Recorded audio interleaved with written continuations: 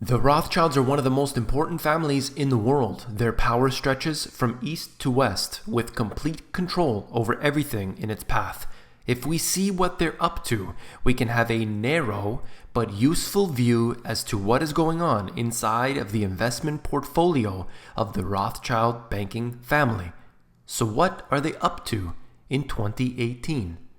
You came here for the truth, so let me unveil that for you. Today we're going to look at the Rothschilds. I think this is one very important family to watch, to keep an eye on. It's a continuation of other videos I have done previously where I showed you what RIT Capital had been up to when they had sold off a bunch of their stocks.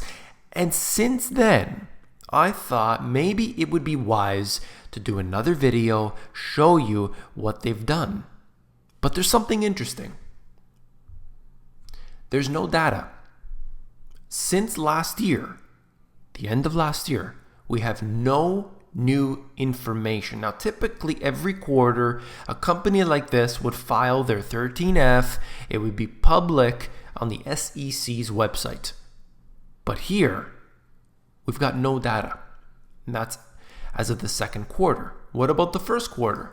Well, as you can see right here, RIT Capital Partners through Whale Wisdom. By the way, I've shown you this before, but of course, these two websites, they take all the 13Fs and they make it really easy to read because the SEC's website is kind of messy and convoluted to navigate.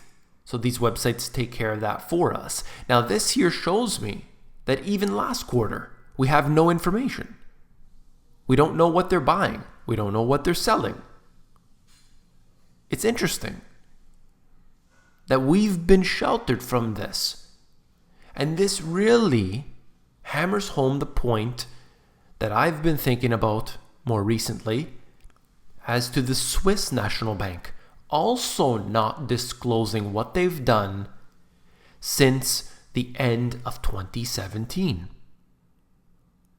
Now, I thought to myself, I want to look more into this because I think it's really interesting to see what they've been getting themselves into over the years. I want to know more about this company.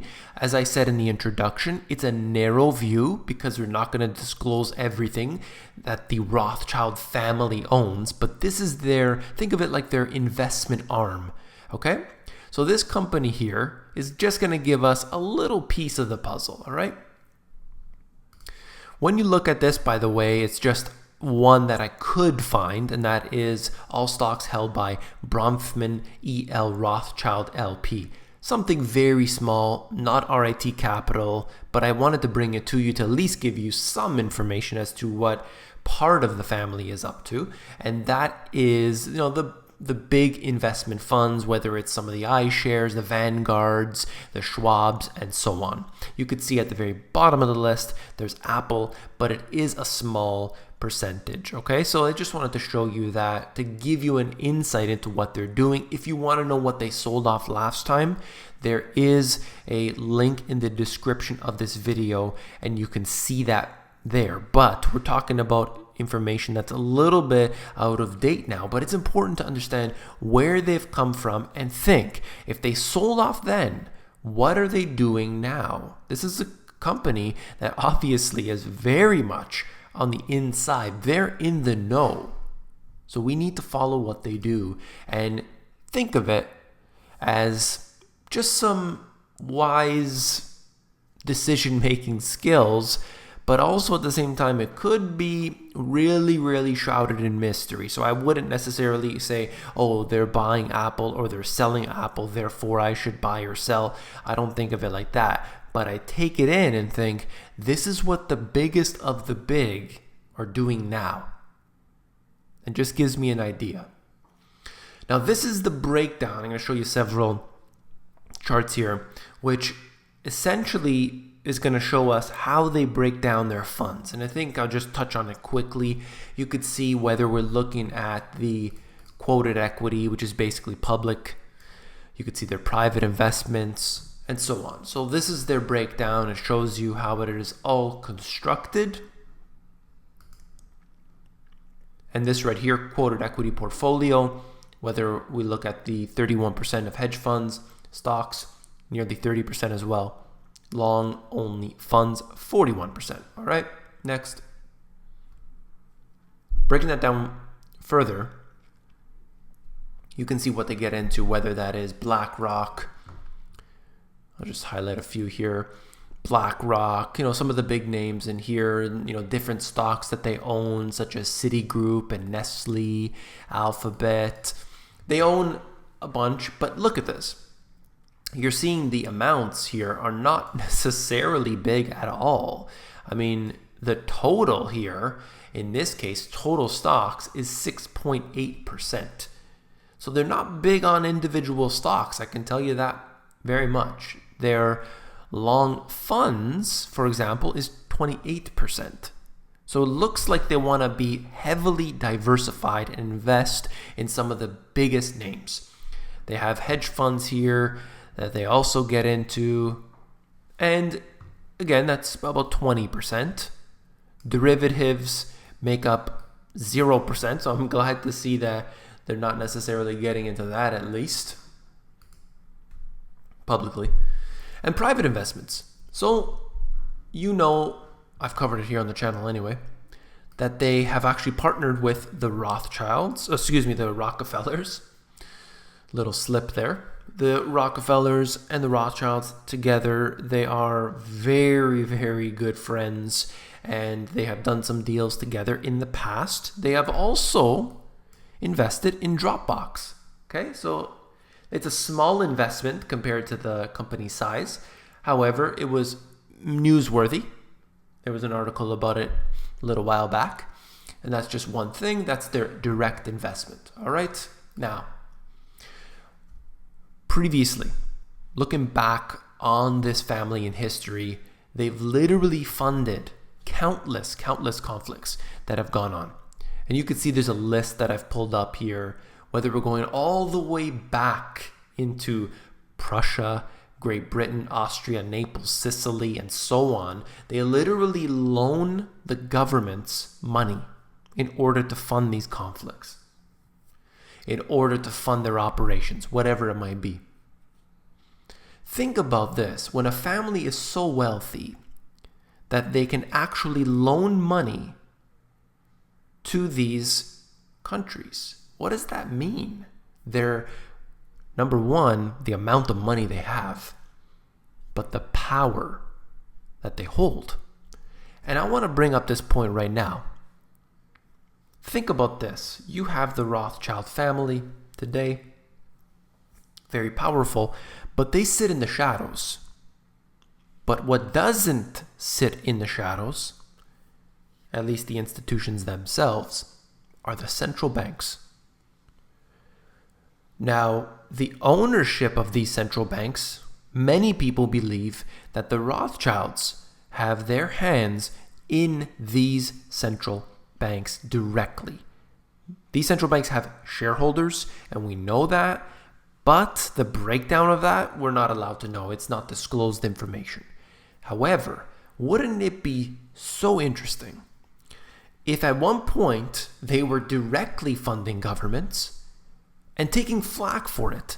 Then they decide, hey, why don't we set up central banks that we create and our friends create, all of our very wealthy, very powerful family friends, set up central banks in all of these countries, loan the country money at interest, as they always do, and we can continue our games and masquerade as a national or federal institution within all of these countries. Now, you might think to yourself, what does the Rothschilds have to do with Brazil and Naples and Austria and Prussia and all of these different countries, states, or areas which in modern times don't even exist anymore?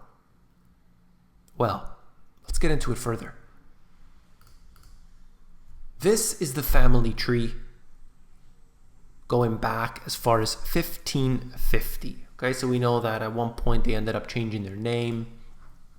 All of this, just basically starting from Moses Rothschild back in 1550. That's where this one starts. You can probably trace it back hundreds, if not thousands of years before that.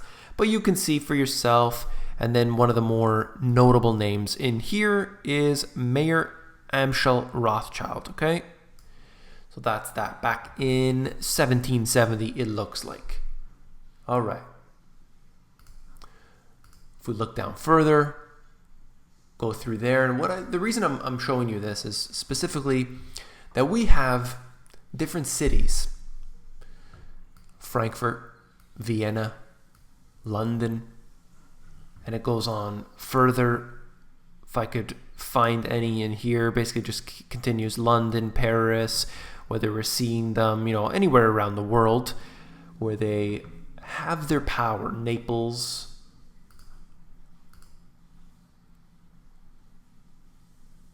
and Paris, and so on. Okay, so you get the point. Vienna's in here, London, and whatever. So their power actually stretches into different cities. So they set up all these satellites all around the world. Many hundreds of years ago, started to spread. And they hold that power through those countries. They were doing this intentionally, knowing, look, you want to take over a country, you need to do it through the financial system. They were very wise back then in terms of, what they wanted to accomplish and how they did so. This is a book here written by Neil Ferguson, which I haven't read myself, but I did read Neil Ferguson's other book, The Great Crash of 29, I believe is the title. Excellent book. If I'm quoting him directly. Anyway, Neil Ferguson, I've definitely read his book before. Regardless, this here shows us a breakdown of the Rothschilds. He actually wrote a book about it, and in this here at the bottom, it's showing you how they've really spread around, the Rothschilds, in modern times. So we're talking about London, Paris, Italy, Spain, Portugal, Argentina, Bermuda, Brazil, Canada, Chile, Colombia, Czech Republic, Indonesia, Isle of Man, Japan, Luxembourg, Malaysia, Malta, Mexico, New Zealand, Poland, Russia, South Africa, and Zimbabwe. They've got offices all around the world, and this company and this family is set up to dominate. And they are, in fact, the most powerful public name that we've ever known.